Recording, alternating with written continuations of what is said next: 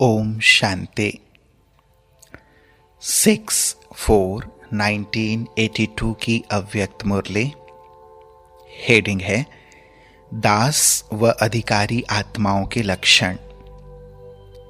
अव्यक्त बाप दादा सर्व अधिकारी महात्यागी राजऋषि बच्चों प्रति बोले, बाप दादा राज ऋषियों की दरबार देख रहे हैं।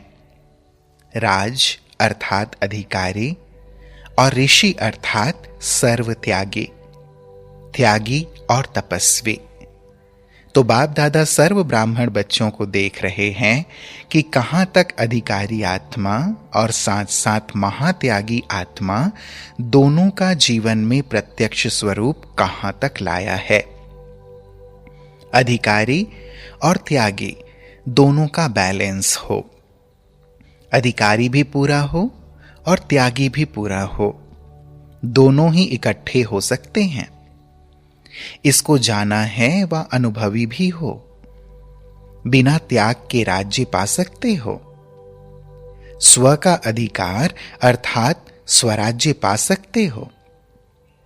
त्याग किया तब स्वराज्य अधिकारी बने, यह तो अनुभव है ना। त्याग की परिभाषा पहले भी सुनाई है। त्याग का पहला कदम है देह भान का त्याग। जब देह के भान का त्याग हो जाता है तो दूसरा कदम है देह के सर्व संबंध का त्याग। जब देह का बांध छूट जाता तो क्या बन जाते? आत्मा, देही व मालिक। देह के बंधन से मुक्त अर्थात जीवन मुक्त राज्य अधिकारी। जब राज्य अधिकारी बन गए तो सर्व प्रकार की अधीनता समाप्त हो जाती, क्योंकि देह के दास से देह के मालिक बन गए। ऐसा अंतर अनुभव किया ना। दासपन छूट गया। दास और अधिकारी दोनों साथ साथ नहीं हो सकते। दासपन की निशानी है मन से, चेहरे से उदास होना। उदास होना निशानी है दासपन की। और अधिकारी अर्थात स्वराज्य अधिकारी की निशानी है मन और तन से सदा हर्षित। दास सदा अपसेट होगा, राज्य अधिकारी सदा सिंहासन पर सेट होगा। दास छोटी छोटी बात में और सेकेंड में कंफ्यूज हो जाएगा और अधिकारी सदा अपने को कंफर्ट अनुभव करेगा। इन निशानियों से अपने आप को देखो, मैं कौन? दास व अधिकारी। कोई भी परिस्थिति, कोई भी व्यक्ति, कोई भी वैभव, वायुमंडल शान से परे अर्थात तख्त से नीचे उतार दास तो नहीं बना देते, अर्थात शान से परेशान तो नहीं कर देते हैं। तो दास अर्थात परेशान और अधिकारी अर्थात सदा मास्टर सर्वशक्तिवान विघ्न विनाशक स्थिति की शान में स्थित होगा।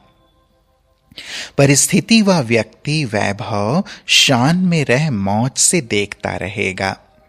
दास आत्मा सदा अपने को परीक्षाओं के मझधार में अनुभव करेगी। अधिकारी आत्मा मांझी बन नैया को मजे से परीक्षाओं की लहरों से खेलते खेलते पार करेगी। बाप दादा दास आत्माओं की कर्म लीला देख रहम के साथ साथ मुस्कुराते हैं। साकार में भी एक हंसी की कहानी सुनाते थे। दास आत्मा क्या करत भाई? कहानी याद है? सुनाया था कि चूहा आता, चूहे को निकालते तो बिल्ली आ जाती, बिल्ली को निकालते तो कुत्ता आ जाता, एक निकालते दूसरा आता, दूसरे को निकालते तो तीसरा आ जाता। इसी कर्म लीला में बिजी रहते हैं, क्योंकि दास आत्मा है ना। तो कभी आंख रूपी चूहा धोखा दे देता, कभी कान रूपी बिल्ली धोखा दे देती, कभी बुरे संस्कार रूपी शेर वार कर लेता, और बेचारी दास आत्मा उन्हों को निकालते निकालते उदास रह जाती है। इसलिए बाप दादा को रहम भी आता और मुस्कुराहट भी आती। तख्त छोड़ते ही क्यों हो? ऑटोमेटिक खिसक जाते हो क्या? याद के चुंबक से अपने को सेट कर दो तो खिसकेंगे नहीं। फिर क्या करते हैं? बाप दादा के आगे अर्जियों के लंबे चौड़े फाइल रख देते हैं। कोई अर्जी डालते कि 1 मास से परेशान हूं, कोई कहते 3 मास से नीचे ही ऊपर हो रहा हूं, कोई कहते 6 मास से सोच रहा था लेकिन ऐसे ही था। इतनी अर्जियां मिलकर फाइल हो जाती। लेकिन यह भी सोच लो, जितनी बड़ी फाइल है उतना फाइन देना पड़ेगा। इसलिए अर्जी को खत्म करने का सहज साधन है सदा बाप की मर्जी पर चलो। मेरी मर्जी यह है तो वह मनमर्जी अर्जी की फाइल बना देती है। जो बाप की मर्जी वह मेरी मर्जी। तो बाप की मर्जी क्या है? हर एक आत्मा सदा शुभ चिंतन करने वाली, सर्व के प्रति सदा शुभ चिंतक रहने वाली, स्वकल्याणी और विश्व कल्याणी बने। इसी मर्जी को सदा स्मृति में रखते हुए बिना मेहनत के चलते चलो। जैसे कहा जाता है, आंख बंद करके चलते चलो। ऐसा तो नहीं, वैसा तो नहीं होगा। यह आंख नहीं खोलो, यह व्यर्थ चिंतन की आंख बंद कर बाप की मर्जी अर्थात बाप के कदम पीछे कदम रखते चलो। पांव के ऊपर पांव रखकर चलना मुश्किल होता है, वह सहज होता है।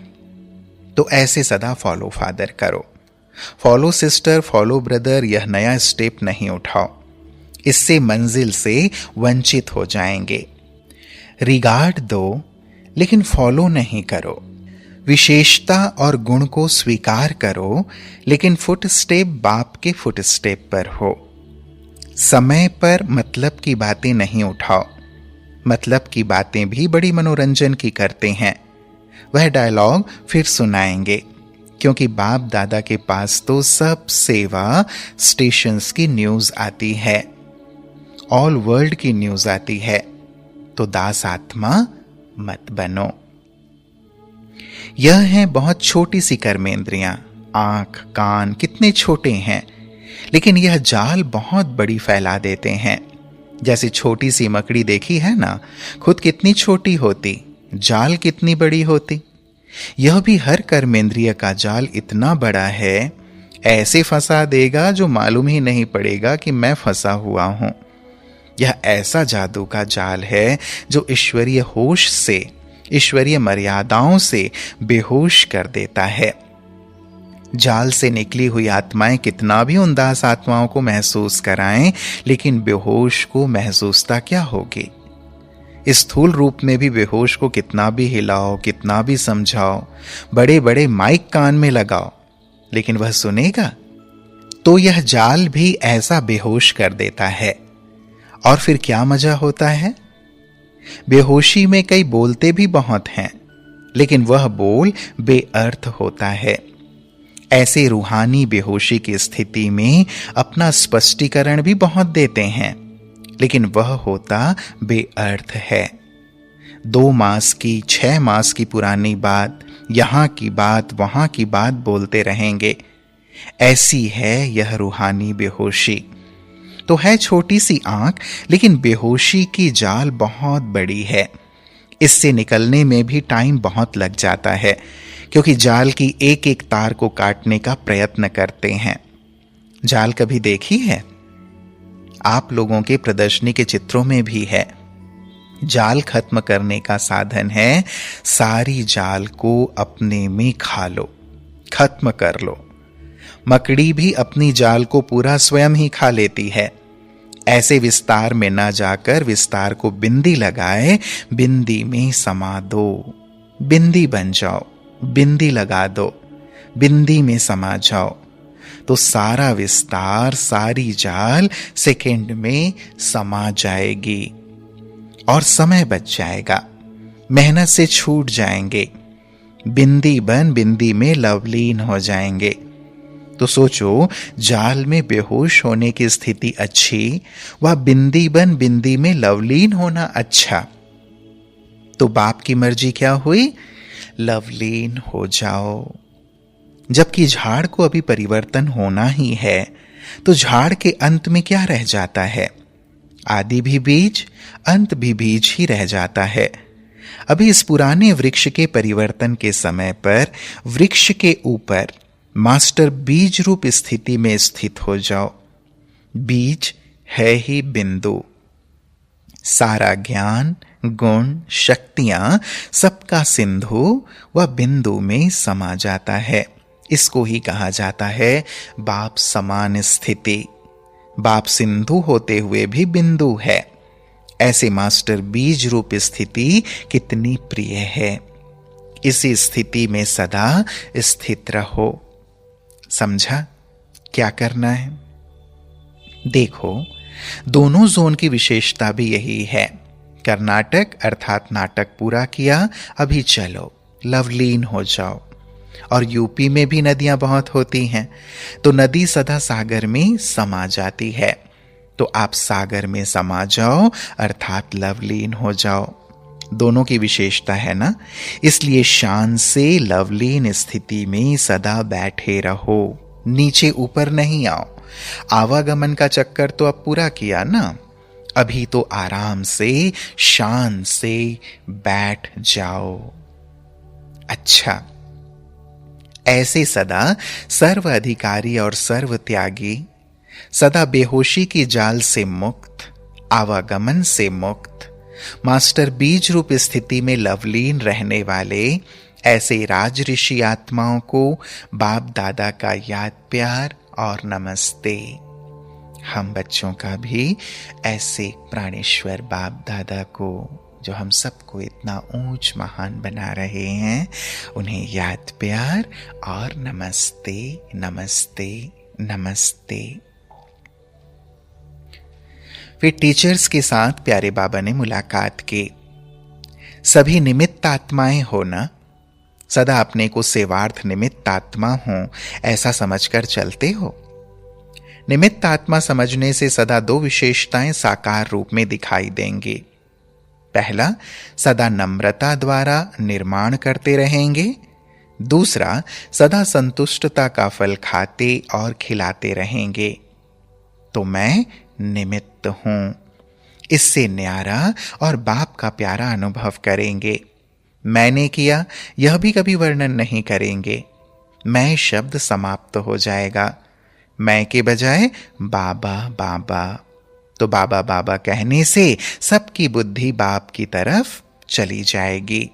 जिसने निमित्त बनाया उसके तरफ बुद्धि लगने से आने वाली आत्माओं को विशेष शक्ति का अनुभव होगा, क्योंकि सर्वशक्तिवान से योग लग जाएगा। शक्ति स्वरूप का अनुभव करेंगे, नहीं तो कमजोर ही रह जाते हैं। तो निमित्त समझकर चलना यही सेवाधारी की विशेषता है। देखो, सबसे बड़े ते बड़ा सेवाधारी बाप है, लेकिन उनकी विशेषता ही यह है जो अपने को निमित्त समझा, मालिक होते हुए भी निमित्त समझा। निमित्त समझने के कारण सबका प्रिय हो गया। तो निमित्त हूं, न्यारी हूं, प्यारी हूं, यही सदा स्मृति में रखकर चलो। सेवा तो सब कर रहे हो, यह लॉटरी मिल गई, लेकिन इस मिली हुई लॉटरी को सदा आगे बढ़ाना या कहां तक रखना यह आपके हाथ में है। बाप ने तो दे दी, बढ़ाना आपका काम है। भाग्य सबको एक जैसा बांटा, लेकिन कोई संभालता और बढ़ाता है, कोई नहीं। इसी से नंबर बन गए। तो सदा स्वयं को आगे बढ़ाते, औरों को भी आगे बढ़ाते चलो। औरों को आगे बढ़ाना ही बढ़ना है। जैसे बाप को देखो, बाप ने माँ को आगे बढ़ाया, फिर भी नंबर 1 नारायण बना। वह सेकेंड नंबर लक्ष्मी बने, लेकिन बढ़ाने से बढ़ा। बढ़ाना माना पीछे होना नहीं, बढ़ाना माना बढ़ना। सभी सेवाधारी मेहनत बहुत अच्छी करते हो। मेहनत को देखकर बाप दादा खुश होते हैं, लेकिन निमित्त समझकर सेवा करो तो सेवा 1 गुना से 4 गुना हो जाएगी। बाप समान सीट मिली है, अभी इसी सीट पर सेट होकर सेवा को बढ़ाओ। अच्छा, फिर बाबा ने पार्टियों के साथ मुलाकात की। पहली पार्टी, विशेष आत्मा बनने के लिए सर्व की विशेषताओं को देखो। बाप दादा सदा बच्चों की विशेषताओं के गुण गाते हैं। जैसे बाप सभी बच्चों की विशेषताओं को देखते, वैसे आप विशेष आत्माएं भी सर्व की विशेषताओं को देखते स्वयं को विशेष आत्मा बनाते चलो। विशेष आत्माओं का कार्य है विशेषता देखना और विशेष बनना। कभी भी किसी आत्मा के संपर्क में आते हो तो उसकी विशेषता पर ही नजर जानी चाहिए। जैसे मधुमक्खी की नजर फूलों पर रहती, ऐसे आपकी नजर सर्व की विशेषताओं पर हो। हर ब्राह्मण आत्मा को देख सदा यही गुण गाते रहो, वाह श्रेष्ठ आत्मा वाह। अगर दूसरे की कमजोरी देखेंगे तो स्वयं भी कमजोर बन जाएंगे। तो आपकी नजर किसी की कमजोरी रूपी कंकर पर नहीं जानी चाहिए। आप होली हंस सदा गुण रूपी मोती चुकते रहो। अच्छा, दूसरी पार्टी, समय और स्वयं के महत्व को स्मृति में रखो तो महान बन जाएंगे। संगम युग का एक एक सेकेंड सारे कल्प की प्रारब्ध बनाने का आधार है। ऐसे समय के महत्व को जानते हुए हर कदम उठाते हो। जैसे समय महान है वैसे आप भी महान आत्मा हो, क्योंकि बाप दादा द्वारा हर बच्चे को महान आत्मा बनने का वर्षा मिला है। तो स्वयं के महत्व को भी जानकर हर संकल्प, हर बोल और हर कर्म महान करो।